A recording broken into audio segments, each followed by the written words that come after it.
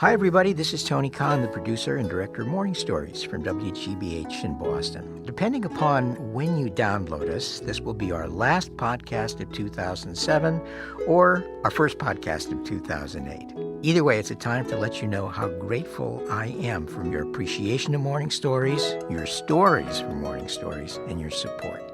You make this program what it is. And thanks to a listener named Liz Cooksey, we're going to be able to start bringing you selected transcripts of our morning stories, maybe eventually all of our morning stories. People learning English as a new language and people who can no longer hear will be able to read our podcasts. Any of you interested in helping with this project can contact Liz at transcripts_Liz@bellsouth.net. That's transcripts_, not a dash, transcripts_Liz at bellsouth.net. We're going to be making the first transcript, our podcast, Ah, My Brother, with Oliver Sacks, available, at least for now, on our Flickr page, right, Gare? Flickr.com/WGBH Morning Stories. Right, and they should look for that picture of Oliver Sacks. Yeah, and double-click on the picture, and they'll be taken directly to the full transcript. This is a great tool. Help us with it if you can. I asked Liz why she picked Oliver Sacks' story, and she said it was one of her favorites, and I asked her if she had any others, and she mentioned one of our very first morning stories, Mother Duck. About 3 years ago we did that one. So for today's podcast, we'd like to bring it back and dedicate it to you, Liz. I think the story fits this time of endings and beginnings pretty well. And since I happen to write it, Liz, we've already got the transcript, so you can put your feet up, put your keyboard down, and enjoy. Today's morning story, Mother Duck. My wife and I took time off the other day to sit on our porch in the suburbs and watch the world go by. We were amazed at once by the sight of a mother duck leading her 10 ducklings in an orderly waddle down to the pond at the bottom of the street. The other end of our block intersects the town's main commuter lane running east and west. To get this far, we'd realized she'd had to negotiate 4 lanes of rush hour traffic, and her baby still couldn't fly. We were marveling at the accomplishment as she led her brood along the curb and over the grate of the gutter opposite our house. 3 of the ducklings, no bigger than your palm, dropped right through the openings into the sewer. Sensing the loss, the mother stopped at once and, sweeping her babies behind her, retraced her steps up the street and back over the grate. In horror, we watched as the remaining 7 ducklings, every last one of them, fell into the sewer too.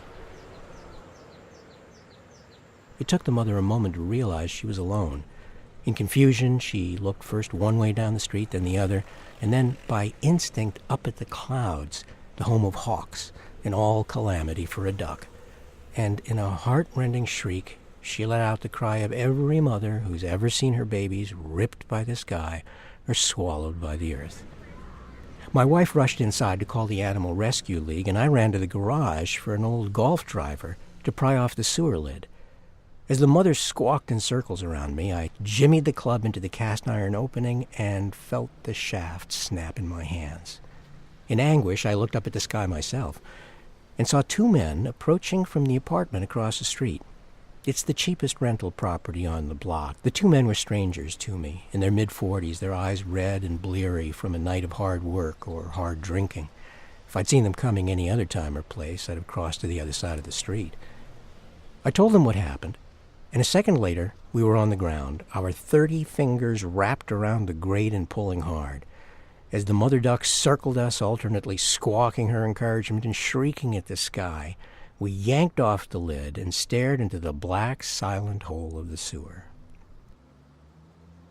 The taller of the 2 men, at around 6 feet, lowered himself into the hole, bracing himself against the sides. The sewer was about 10 feet deep there, and the ground around him relatively dry. He squatted slowly and felt around in the dark, and then, gingerly, he found and lifted every one of the lost ducklings up to us on the street. As soon as their feet touched the ground, the 10 cheeping babies plugged back into line behind their mother like an extension cord, and without missing a beat, resumed their trip to the pond at the bottom of the street. The 3 of us looked at each other in silence, stunned by our success and sudden bond. I noticed tears forming in the bloodshot eyes of the man who had gone into the hole. I love animals, he said.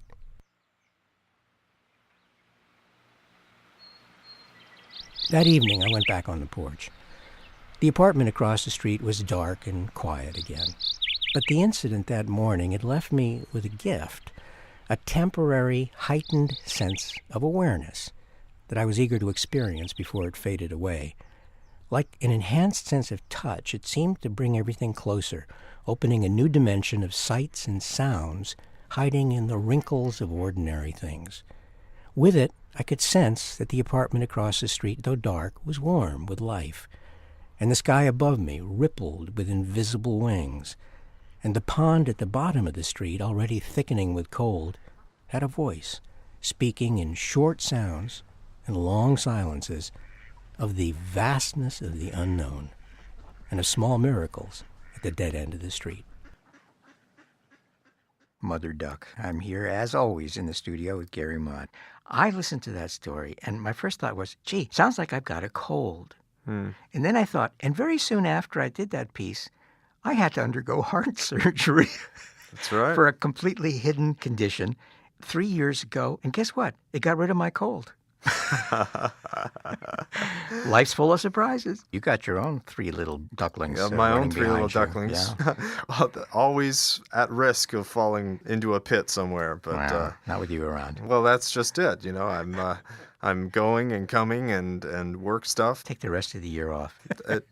My 8-year-old said, "Hey, let's build an igloo." But then, you know, my 4-year-old started having a crisis, and my 10-year-old wanted to write about it.